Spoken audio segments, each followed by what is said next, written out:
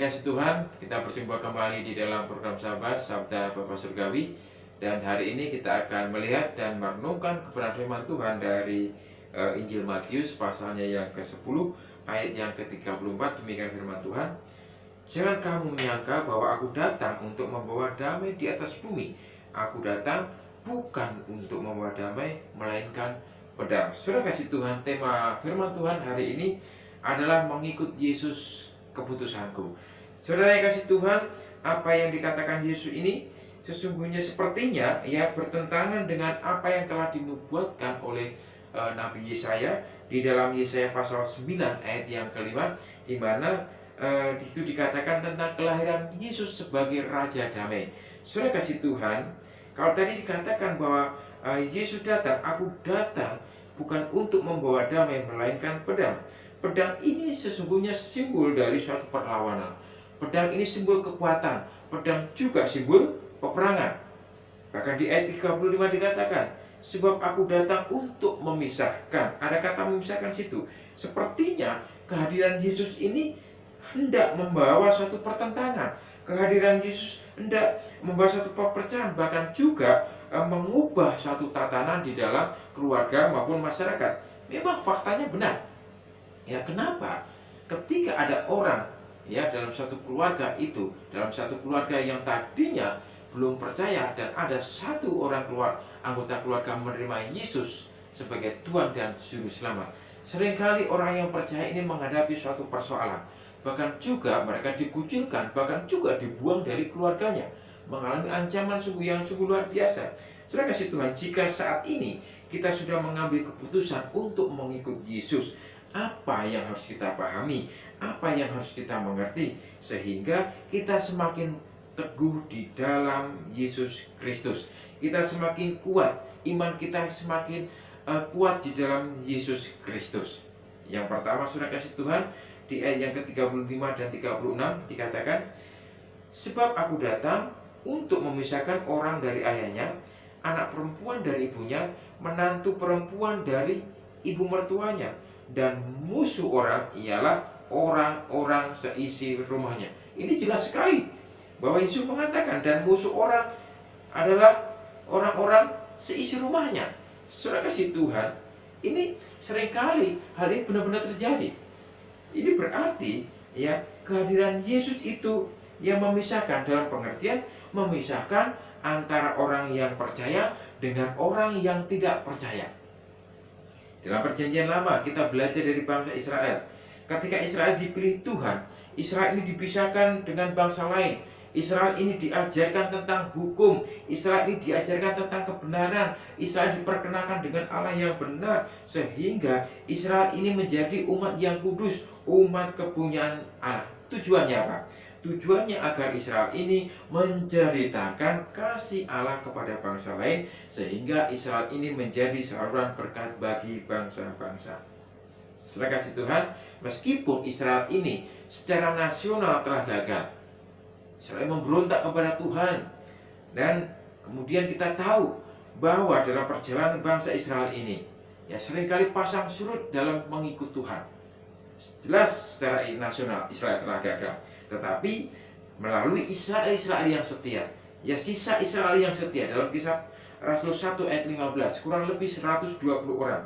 Mereka inilah orang-orang Israel, sisa Israel yang setia inilah, mereka dipakai Tuhan untuk apa? Untuk menjadi saluran berkat, untuk meneruskan misi Allah bagi dunia, sehingga bangsa-bangsa mengenal Allah yang benar. Saudara kasih Tuhan, dalam konsep perjanjian baru, yang namanya dipisahkan itu sesungguhnya dikuduskan, dipisahkan dari dunia. Oleh sebab itu, gereja adalah kumpulan orang percaya yang dipanggil keluar, kemudian dipisahkan dari dunia, dikuduskan dengan tujuan untuk memberitakan kasih Allah, untuk memberitakan kabar sukacita, untuk memberitakan Injil Yesus Kristus menjadi berkat bagi banyak orang, sehingga dunia, orang yang belum percaya, mengenal akan kasih karunia Allah. Ini yang pertama. Yang kedua, saudara kasih Tuhan, di ayat yang ke-37 dikatakan, barang siapa mengasihi bapaknya atau ibunya lebih daripadaku, ia tidak layak bagiku. Dan barang siapa mengasihi anak laki-laki atau perempuan lebih daripadaku, ia tidak layak bagiku. Saudara kasih Tuhan, saya melihat bahwa sesungguhnya Yesus sedang membicarakan tentang ukuran kasih. Ya, Yesus sedang berbicara masalah ukuran kelayakan. Ya, kasih ini sesungguhnya menuntut bukti. Ya, di balik kasih pasti ada harga yang harus dibayar, yaitu pengorbanan. Puncak dari kasih Allah adalah pengorbanan Yesus di kayu salib. Saudara kasih Tuhan, barang siapa mengasihi, ya, karena Yesus dikatakan barang siapa mengasihi, tujuannya adalah, ya, ketika dipisahkan itu tujuannya untuk dikasihi. Puncak dari kasih Allah yaitu pengorbanan Yesus di kayu salib. Sudah kasih Tuhan, kasih Allah terhadap Israel tetap konsisten. Ya, meskipun Israel tidak setia, meskipun Israel ini sekali lagi secara nasional telah gagal, kita bisa belajar, kita bisa mengetahui bahwa mulai dari Abraham sampai dengan keturunannya, Allah memelihara kehidupan mereka, bahkan juga dengan penuh panjang sabar. Ya, Tuhan memelihara mereka sehingga apapun yang terjadi, Tuhan tetap mengasihi Israel. Saudara kasih Tuhan, hal ini merupakan bukti bahwa ketika Tuhan memisahkan orang yang dikasihnya, ia bertanggung jawab penuh atas kehidupan mereka. Karena kasih Kristus yang sudah memberikan lebih itu tadi. Ya, sesungguhnya seharusnya orang percaya, saudara dan saya pun sesungguhnya harus mengasihi Tuhan lebih lagi. Ya, karena apa? Karena Yesus sudah mengasihi kita. Tadi saya katakan bahwa sesungguhnya tujuan dipisahkan itu, ya, adalah untuk dikasih. Oleh sebab itu, saudara kasih Tuhan, kita yang sudah mengambil keputusan untuk mengikut Yesus, seharusnya kita mengasihi Tuhan lebih dari segalanya.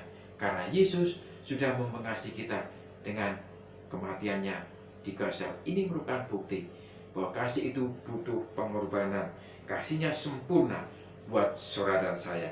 Yang ketiga, saudara kasih Tuhan, ayat 38 dikatakan, barang siapa tidak memikul salibnya dan mengikut aku, ia tidak layak bagiku. Sekali lagi ini mempertegas akan ukuran kelayakan tadi. Ya, saudara kasih Tuhan, di sisi lain ayat 38 ini berbicara masalah ujian. Kenapa? Kalau dikatakan barang siapa tidak memikul salibnya dan mengikut aku, ia tidak layak. Ukuran kelayakan itu adalah memikul salib. Ya, dikatakan salibnya, ini salib siapa? Ya, jelas ini bukan salib Yesus. Kalau kita memikul salib Yesus itu tidak bisa, itu tidak mungkin. Tapi ini salib kita sendiri. Kenapa? Salib itu adalah simbol. Ya, salib itu adalah simbol penderitaan. Salib itu simbol kehinaan. Salib itu simbol cemooh. Salib itu simbol penolakan. Ketika ada orang percaya, ketika kita percaya pada Yesus Kristus sebagai Tuhan dan Juru Selamat, bahkan juga, ya, ada satu keluarga di mana ada hanya satu orang yang percaya. Bisa jadi orang itu akan ditolak oleh keluarganya. Bisa jadi orang itu akan menerima sengsara. Bisa jadi orang itu akan menderita. Karena siapa? Karena Injil, karena Kristus. Saudara kasih Tuhan, ini membuktikan sebenarnya ketika kita percaya menerima Yesus Kristus sebagai Tuhan dan Juru Selamat, kita harus menerima, harus siap dengan segala konsekuensi, harus siap dengan segala resiko yang ada. Saudara kasih Tuhan, memikul salib ini berbicara masalah menyangkal diri, berbicara masalah ujian. Ya, memikul salib, ya, berarti kita harus siap dengan segala konsekuensi yang ada.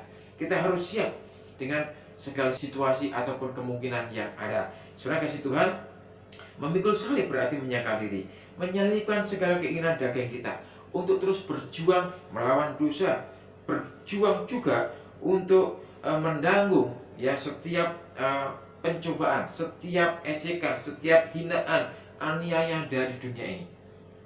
Tapi kita percaya, di balik penderitaan, di balik penolakan, di balik kehinaan, di balik itu semua ada nilai yang kekal. Semuanya itu bernilai kekal. Tapi di balik penderitaan yang kita alami karena Kristus, semuanya itu ada nilainya. yaitu nilainya kekal karena kita akan bersama-sama dengan Yesus Kristus. Saudara kasih Tuhan, kesimpulan hari ini, jika hari ini kita termasuk orang-orang yang sudah mengambil keputusan untuk menerima Yesus Kristus sebagai Tuhan dan Juru Selamat, tetaplah setia sampai akhir, apapun situasinya, apapun resikonya. Sebab di balik kesetiaan kita itu, Tuhan menjanjikan suatu berkat yang bernilai kekal. Tundukkan hati kita di hadapan Tuhan. Kami bersyukur Tuhan buat kasih setiamu. Hari ini kami sudah mengambil keputusan. Bahkan juga Tuhan, apa yang menjadi keputusan kami, mungkin banyak sekali tantangan yang harus kami hadapi. Oleh sebab itu Tuhan, kami mohon pimpinan penyertaan Tuhan. Mampukan kami, karena kami percaya di balik itu semua ada nilai kekal yang kami dapatkan. Terima kasih Bapa. Inilah doa dan harapan kami. Dalam Kristus Yesus kami berdoa. Amin. Saudara kasih Tuhan, kiranya kebenaran firman Tuhan ini memberkati kita semua dan kita semakin teguh di dalam mengikuti Tuhan. Shalom, kiranya Tuhan memberkati. Shalom, saudara yang diberkati Tuhan. Apabila Bapak Ibu semua diberkati dengan kebenaran Tuhan melalui program Jabas, Bapak Ibu bisa like, subscribe maupun komen, dan juga bisa di share kepada saudara kita seiman